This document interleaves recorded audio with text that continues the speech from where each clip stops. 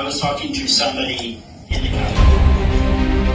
সম্প্রতি যুক্তরাষ্ট্রের এক কূটনীতিকের সঙ্গে কয়েকজন নারী সাংবাদিকের কথোপকথনের একটি অডিওর বিষয়বস্তু ফাঁস করেন মার্কিন সংবাদ মাধ্যম ওয়াশিংটন পোস্ট। ওই অডিওতে মার্কিন কূটনীতিককে বলতে শোনা যায়, বাংলাদেশ এখন ইসলাম পন্থার দিকে ঝুঁকে গেছে, আর আগামী জাতীয় নির্বাচনে জামায়াত তাদের ইতিহাসের সর্বোচ্চ আসন পাবে। এমন অবস্থায় তারা জামায়াত ইসলামের সঙ্গে বন্ধুত্ব করতে চান। এরপরেই বিষয়টি নিয়ে শুরু হয় আলোচনা সমালোচনা। রাজনৈতিক অঙ্গনে প্রশ্ন ওঠে, হঠাৎ কেন জামায়াতের সঙ্গে বন্ধুত্ব করতে চায় ট্রাম্প প্রশাসন? আকিজ নিয়ে এলো বিশ্বমানের বেবি ডায়াপার মাম্মাম। কটনে সফট ম্যাটেরিয়াল, বাবুকে দেবে rash free super comfort. Washington পোস্টের প্রকাশিত প্রতিবেদনে যে অডিও বার্তার বিষয়বস্তু উল্লেখ করা হয়েছে, সেই অডিও বার্তাটি নিজের ফেসবুক ওয়ালে ফাঁস করেন আল জাজিরার সাংবাদিক জুলকার নাইন সায়ের। শুক্রবার প্রকাশিত ওই অডিওতে মার্কিন কূটনীতিককে বলতে শোনা যায়, বাংলাদেশ ইসলামিক ধারায় মোড় নিয়েছে। আগামী 12 ফেব্রুয়ারি নির্বাচনে জামায়াত তাদের ইতিহাসের সেরা ফল করতে যাচ্ছে। আমরা চাই তারা আমাদের বন্ধু হোক, তবে জামায়াত ক্ষমতা পেলেও আমি বিশ্বাস করি না যে তারা শরিয়াহ আইন চাপিয়ে দিতে পারবে।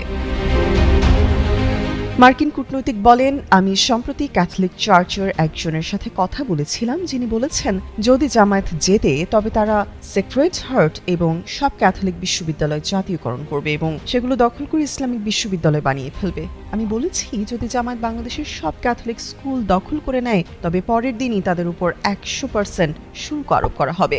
আমেরিকার ক্যাথলিক সমাজ কোনোভাবেই এটি সহ্য করবে না এবং বাংলাদেশকে যুক্তরাষ্ট্রে পণ্য রপ্তানি করতে দেবে না। তিনি বলেন, জামায়াতের বিষয়ে আমাদের অবস্থান হলো, আমরা হেফাজতের সাথে কথা বলবো, আমরা ইসলামী আন্দোলনের সাথে কথা বলবো, আমরা তাদের বন্ধু হতে চাই যাতে আমরা ফোন তুলে বলতে পারি আপনি এই মাত্র যা বললেন তার ফল এমন হতে যাচ্ছে। নারী সাংবাদিকদের উদ্দেশ্য করে তিনি বলেন, যেহেতু তারা বোকা নয়, তারা পাগল নয়, তাই তারা বুঝবে। তার মানে এই নয় যে আমরা সবকিছু রক্ষা করতে পারবো বা কোনো কিছুই পরিবর্তন হবে না। এটি মূলত আপনাদের লড়াই, তাই ওই পক্ষের নারীদের সাথেও যোগাযোগ রাখা জরুরি।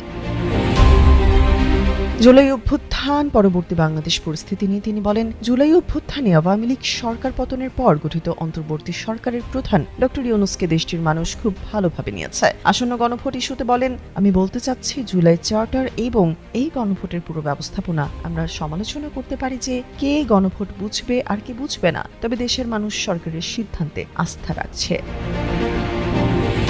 তামান্না তাবাসসুম, যুগান্তর নিউজ।